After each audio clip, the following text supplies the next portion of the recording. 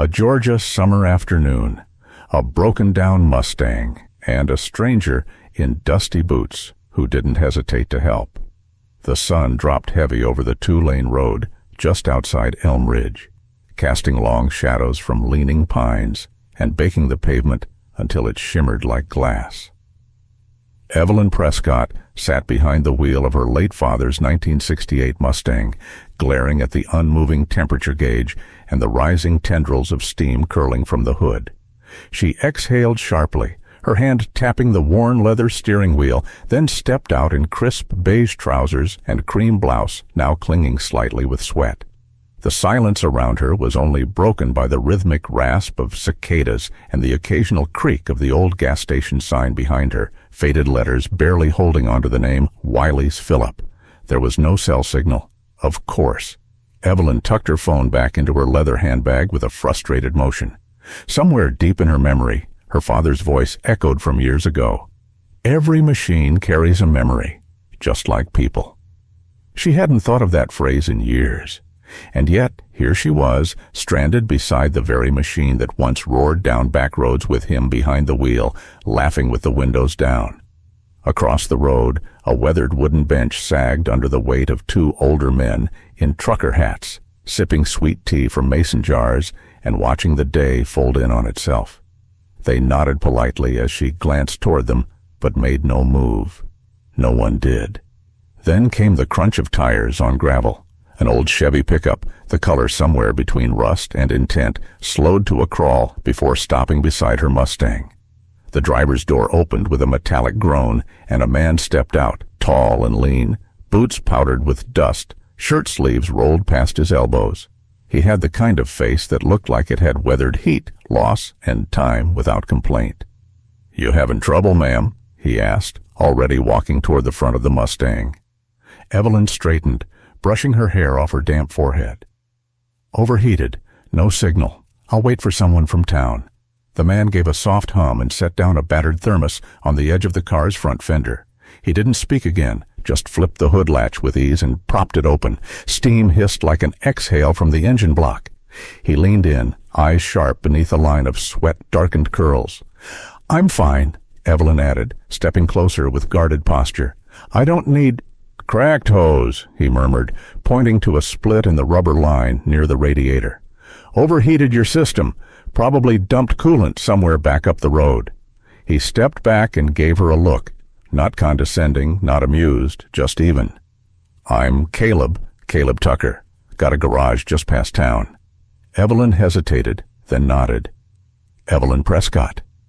Something flickered in his eyes, recognition maybe, or curiosity, but it passed quickly. He turned back to his truck and retrieved a small canvas bag. Tools clinked as he unzipped it. While he crouched by the engine, Evelyn's gaze drifted downward, to his left hand. There, glinting faintly in the light, was a ring.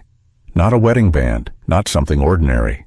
A gold band with a small peach blossom engraved near the crest. Her breath caught. That design. Her father had it made by a local craftsman in Atlanta. There were only two in the world. He always said it was his good luck charm, passed down from his father. He wore it every day, even after he became too successful for sentiment. But that ring had been buried with him, or so she'd believed. The man, Caleb, worked methodically. Taped the hose with a thick rubber seal, refilled a bit of water from his thermos into the reservoir, then stepped back. "Should hold until you get home." Evelyn didn't speak. She couldn't. Instead, she stared at his hand again, watched the sunlight glint off the worn gold and the peach blossom her father had once traced with his thumb during idle conversation. The world narrowed. The heat, the cicadas, even the men on the bench faded. "Where did you get that ring?" she asked quietly. Caleb shrugs. "Been in the family. My old man wore it every day." Some towns run on gossip. Others run on pie. Elm Ridge does both, with a little bit of grace. Ruby's place sat on the corner of Main and Birch, a squat building with sun-faded paint and a flickering neon sign that read, "Hot Pie Daily." Inside, the booths were lined with cracked red vinyl that stuck to the back of your thighs in July, and the tablecloths bore a floral pattern older than the coffee pots. The scent of grease and cinnamon lingered in the air like a familiar hymn. Ceiling fans churned the morning heat with a lazy groan, and someone had left the local AM radio playing low by the counter, George Jones murmuring about heartbreak in the background. Evelyn pushed open the door just past 9. The bell above it gave a half-hearted jingle. Heads turned, not with suspicion, but with the mild curiosity reserved for someone clearly not from town, or at least not anymore. She walked past the pie case, where golden crusts glistened under the glass, and slid into a booth near the window. Jolene, the waitress, appeared without writing anything down. "Morning, sweetheart. You look like a peach pie and black coffee kind of gal." Evelyn blinked, then nodded. "That's exactly right."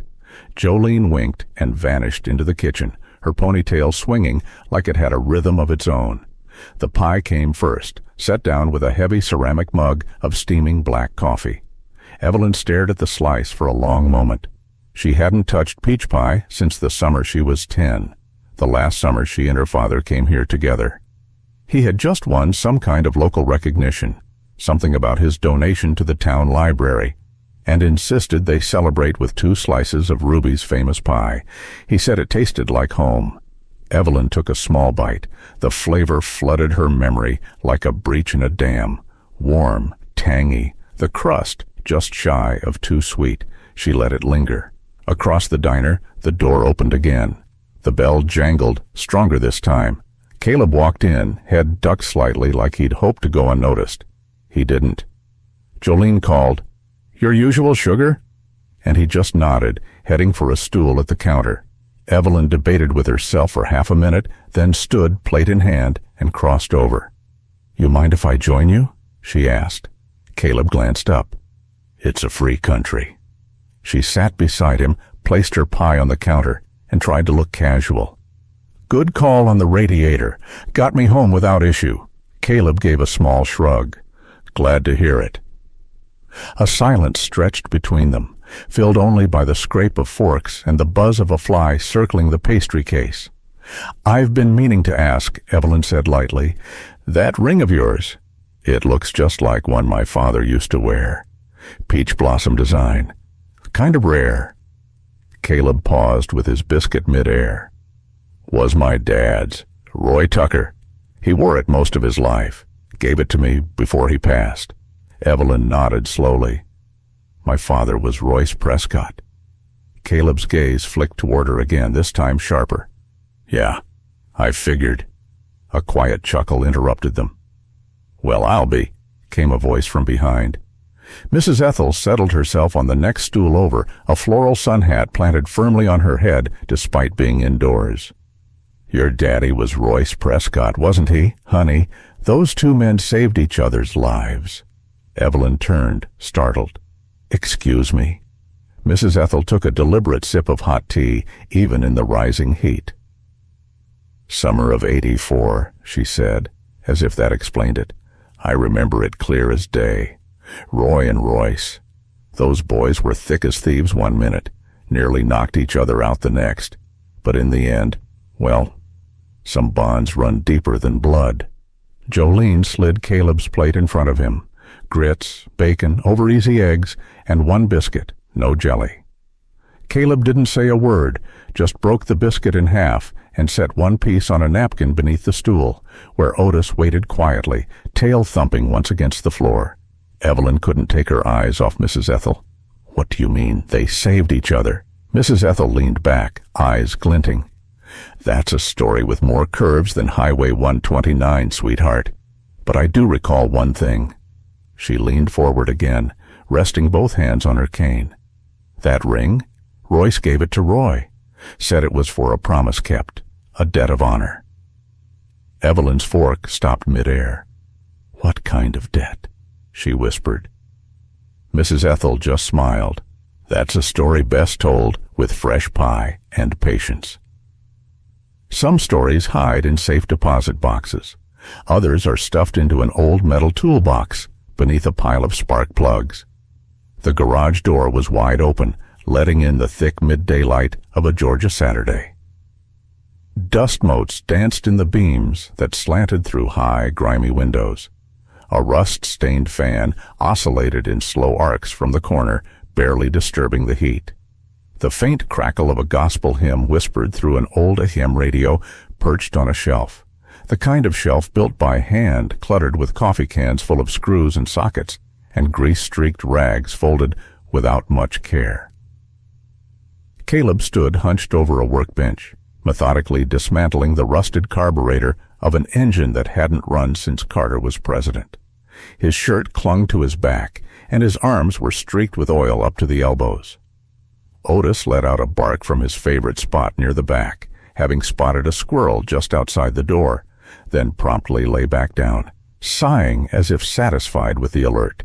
The scent of lemons arrived before the voice. "Hoss, I brought something," Evelyn said, holding up a paper sack in one hand and a small plastic pitcher in the other. Caleb turned, brow slightly raised. "Fresh lemonade and pie," she added. "Peach." He nodded toward the little table beside the fridge. "Set it there. I could use a break." Evelyn did, then hesitated. "Mind if I look around a little? This place reminds me of my father's first shop, back before the big offices and steel logos."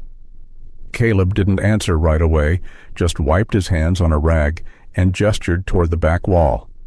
"Nothing worth stealing, if that's what you're asking." She smiled faintly and stepped carefully around an old tire rim. The air smelled like oil, metal, and something older. Memory, maybe. A cracked vinyl stool sat near a window, threadbare at the corners. On the wall hung a set of faded blue coveralls, a patch above the pocket, reading Roy.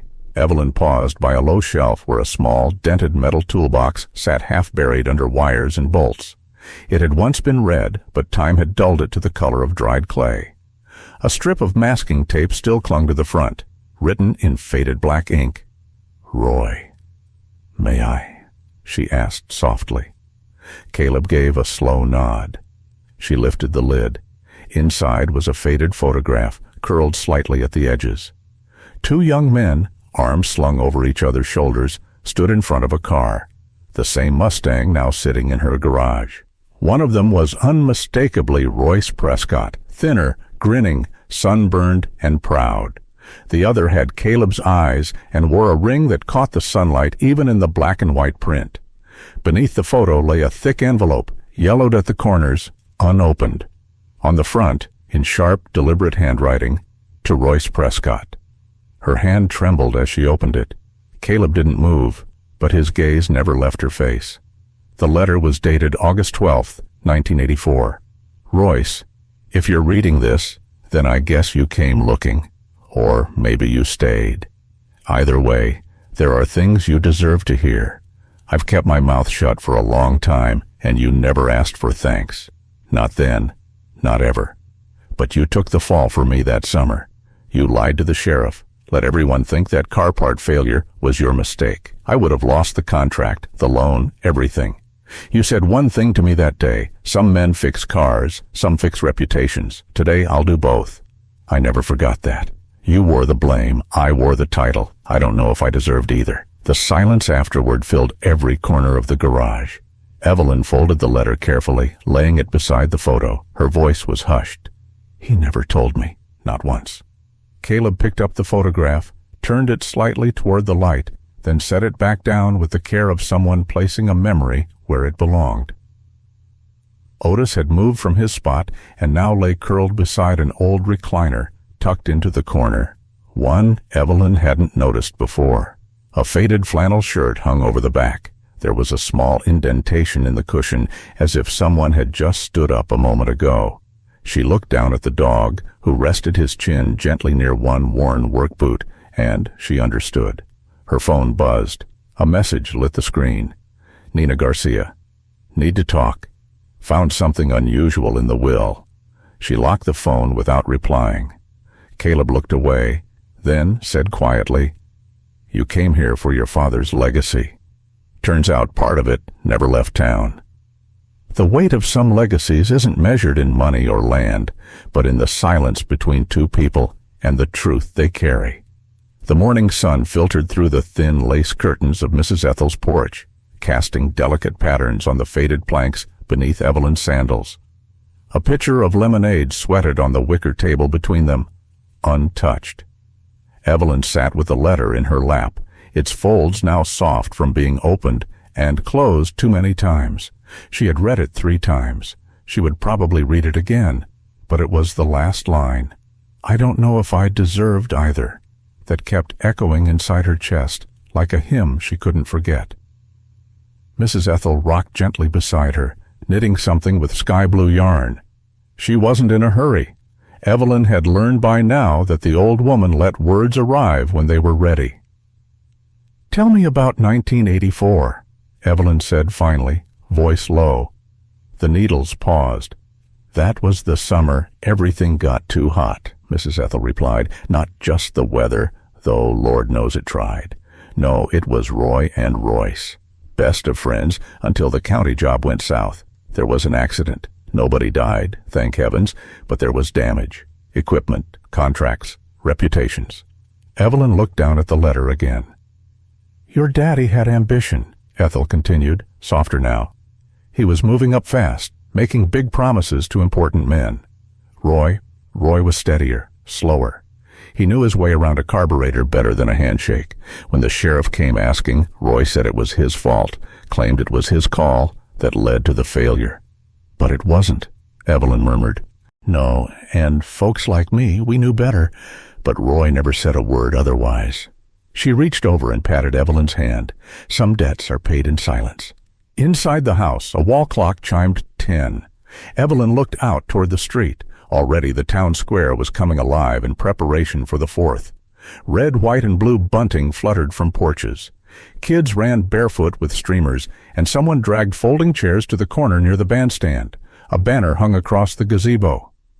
"Elm Ridge Independence Day Cook-Off, July 4th at noon." Her phone buzzed. Nina Garcia. "Just reviewed final will docs." Royce added something private, an unannounced clause. If Roy Tucker or his descendants come forward, they're owed half the land behind the garage. No trustee knew but me. "Want to talk?" Evelyn stared at the message. The air seemed thicker. "Mrs. Ethel," she said, folding the letter carefully, "do you have any pictures of them, from back then?"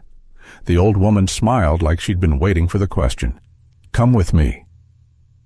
Inside, she opened a tin box labeled Fair's Fried Food. From within, she drew a Polaroid. Roy and Royce, side by side at the July 4th fair, each holding a ribbon-topped pie plate. Roy had flour on his cheek.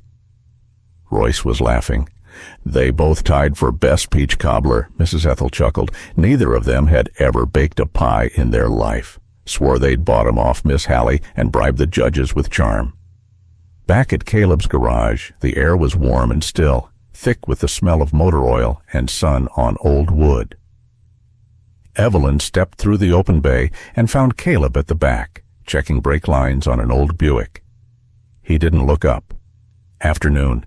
She held the letter tight in one hand. The photo of their fathers was in the other. "I know what happened," she said. Caleb glanced over but kept working. "I spoke to Mrs. Ethel.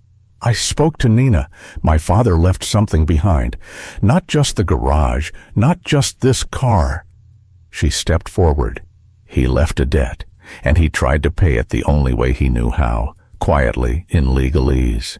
Caleb wiped his hands on a rag. "I don't need a handout." "It's not a handout.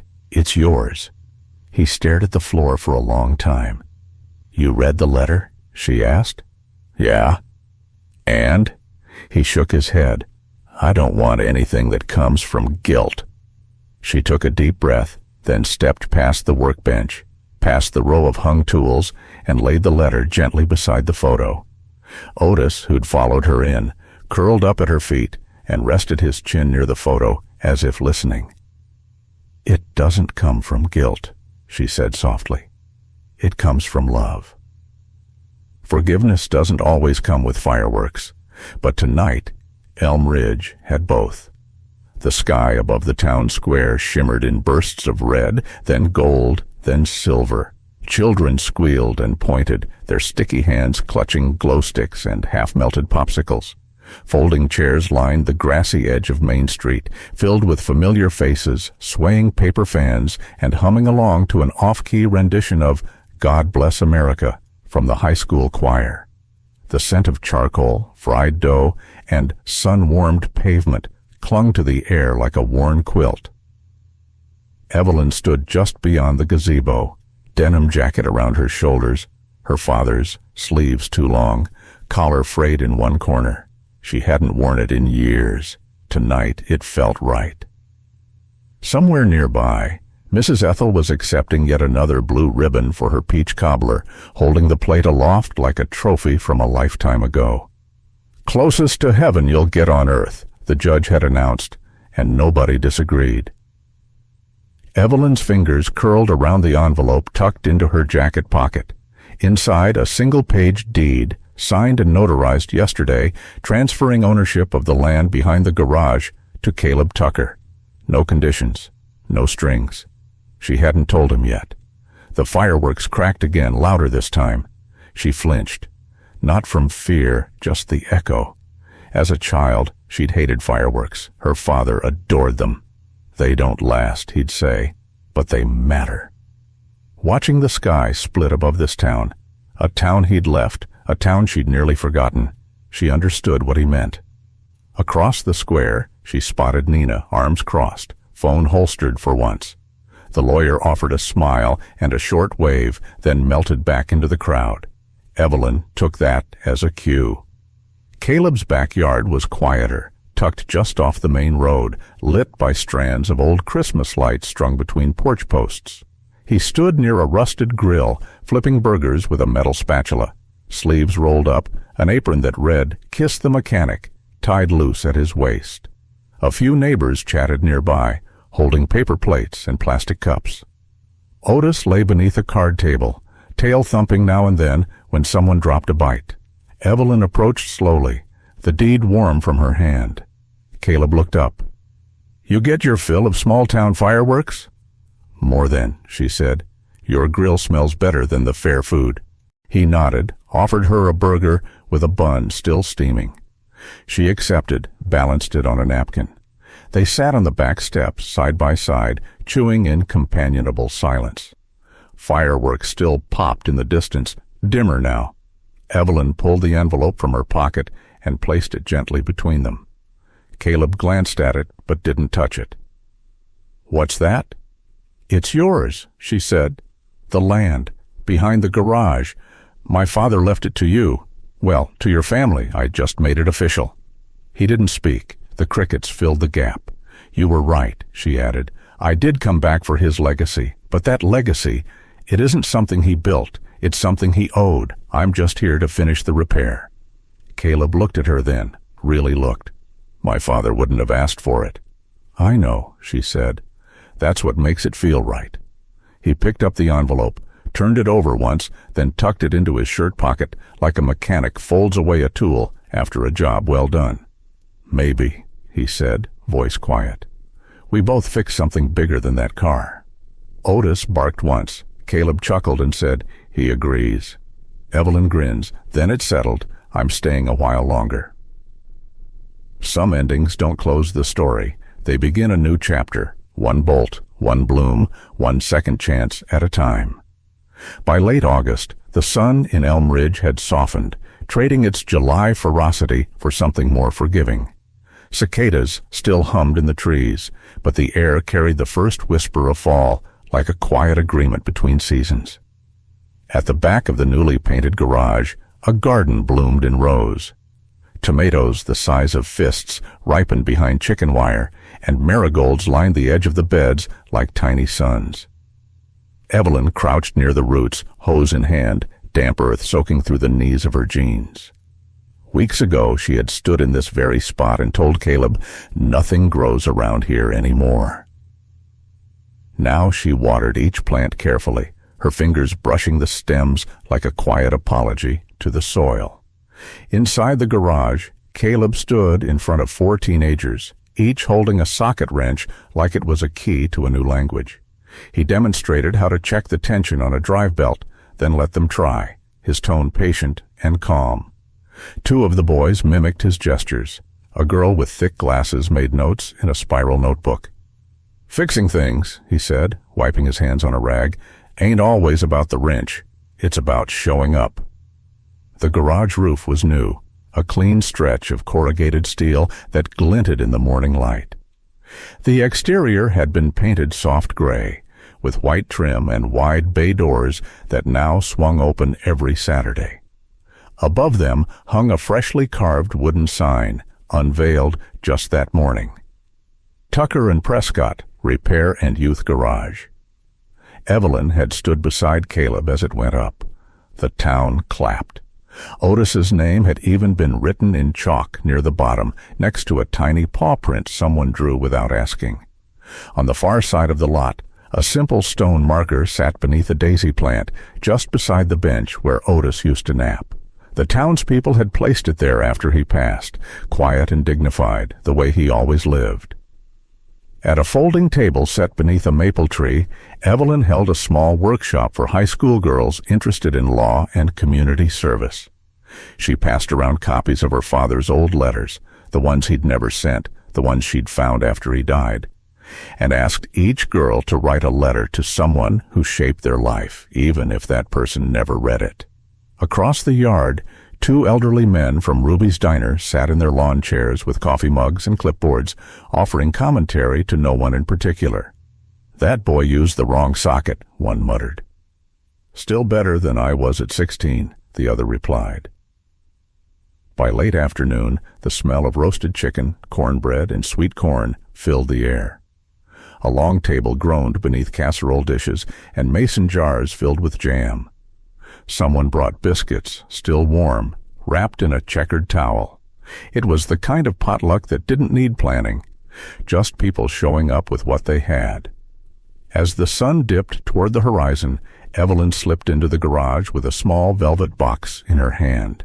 She crossed the room and stopped in front of a framed photo hanging near the tool wall. Roy and Royce at the town fair, laughing with peach cobbler in their hands. Beneath it was a small shelf, just wide enough. She opened the box and lifted out the ring. It had been cleaned, polished, the gold warm again, the peach blossom engraving catching the fading light. She placed it carefully beside the photo and stepped back. The past wasn't erased. It was honored. She found Caleb sitting on the steps out back, watching the last of the kids pack up their tools. She joined him, both of them quiet as the wind shifted through the trees. A boy with a gap-toothed smile walked up and tugged Caleb's sleeve. "Mr. Tucker, can I fix my dad's radio next week?" Caleb knelt and smiled. "Sure thing. Let's fix it together." In a quiet Georgia town, a garden bloomed behind an old garage, and with it, something deeper took root: trust, remembrance, and a legacy rewritten by choice rather than obligation.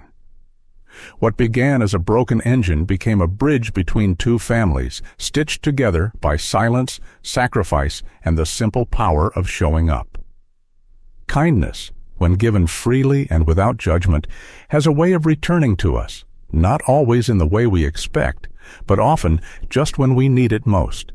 Like the soft glow of a porch light left on after dark, it reminds us someone is still watching, still waiting, still believing. If this story settled somewhere in your heart, perhaps pass its warmth on to a neighbor and a friend, or even a stranger waiting quietly for someone to see them.